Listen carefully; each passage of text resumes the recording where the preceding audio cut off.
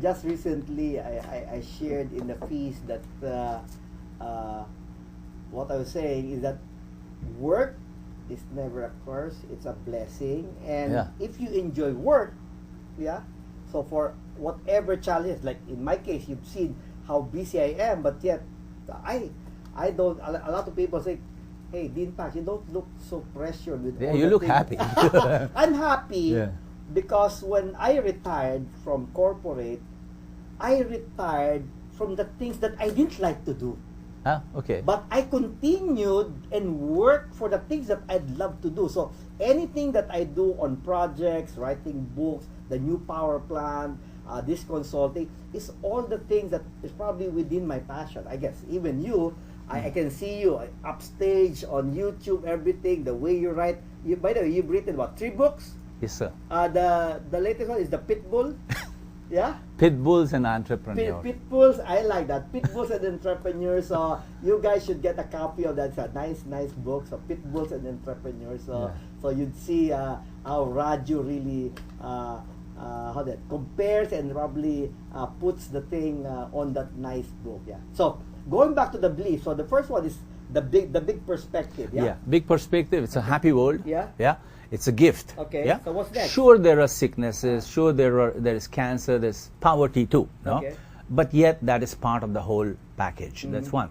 Number 2, your minor beliefs. No? Now, you said work and job. So change your belief from work to job. Now, the third one, you just mentioned it. You just said that I did not like my work in the past. Yeah? That means whatever your job was as a professor or as a business person, you didn't like it. Yeah. Now, here's an insight. It's not a belief, it's an insight that whenever we do something, for example, you chose to be a professor at the age of 25, no? And you chose it. You chose it intellectually, emotionally, socially. That means you spoke to your parents, spoke to your family, and you said, okay, I'm going to be a professor, that's what I like. You considered that to be your purpose, your goal in life. You did that based on the resources you had. When I talk about based on the resources you had, is based on the intellectual resources you had, the maturity resources you had. You were 25. You hadn't seen the world as you see it today, right? And your community at that time, your father, your mother, your friends, etc., those were the resources. So they will tell you what they know to be true, what they consider to be practical. So when you took that decision, I want to be a professor at AIM, that was a good decision at that time. All of us look back at our lives and regret. So the third technique I would recommend is, don't look back at your life and regret. And say, oh, I was wrong, they did wrong, they did this to me. That's really pointless.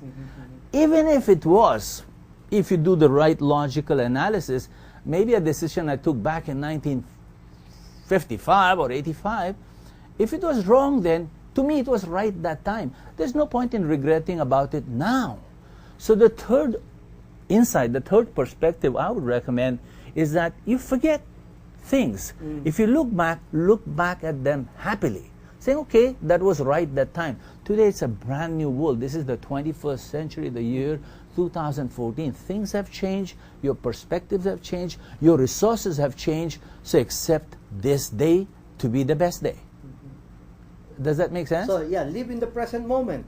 Yeah, well, that's a cliche. Live in the present moment. But to truly recognize it, that the yesterday is gone. And tomorrow is still not here. So this is it. I mean, this is the best I can do today. So every single step I take. So the better one is your past that does not define your future. Yeah. I mean, the negative aspects of it, people bring it back again and again. Great. So the big perspective, work, and now you're saying that the minor beliefs. So that's really a ton full of insight. So let's now align it practical application. The practical